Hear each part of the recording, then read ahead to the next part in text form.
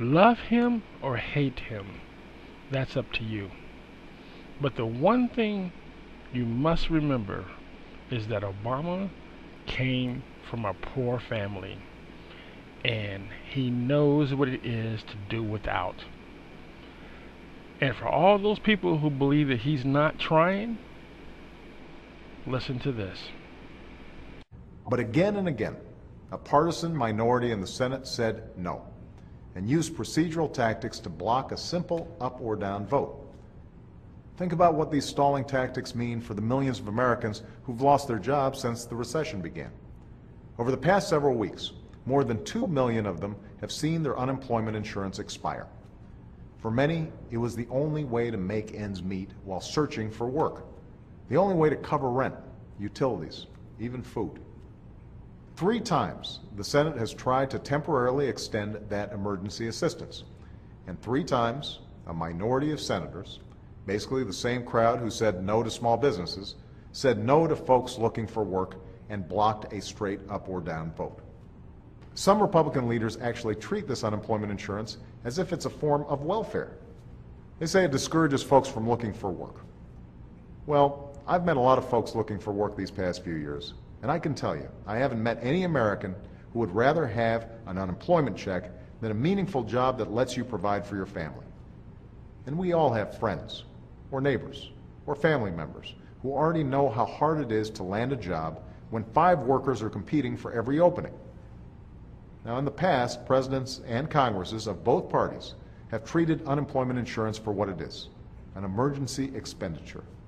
That's because an economic disaster can devastate families and communities just as surely as a flood or tornado. But suddenly, Republican leaders want to change that. They say we shouldn't provide unemployment insurance because it costs money. So after years of championing policies that turned a record surplus into a massive deficit, including a tax cut for the wealthiest Americans, they finally decided to make their stand on the backs of the unemployed.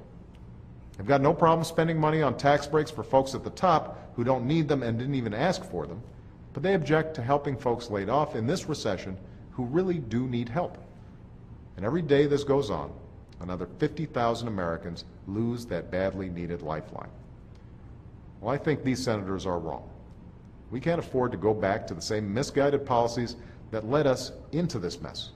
We need to move forward with the policies that are leading us out of this mess. The fact is, most economists agree that extending unemployment insurance is one of the single most cost-effective ways to help jumpstart the economy. It puts money into the pockets of folks who not only need it most, but who are also most likely to spend it quickly. That boosts local economies, and that means jobs. Increasing loans to small businesses, renewing unemployment insurance. These steps aren't just the right thing to do for those hardest hit by the recession. They're the right thing to do for all of us. And I'm calling on Congress once more to take these steps on behalf of America's workers and their families and small business owners, the people we were sent here to serve. Because when storms strike Main Street, we don't play politics with emergency aid. We don't desert our fellow Americans when they fall on hard times. We come together. We do what we can to help. We rebuild stronger, and we move forward. That's what we're doing today, and I'm absolutely convinced that's how we're going to come through this storm to better days ahead. Thanks.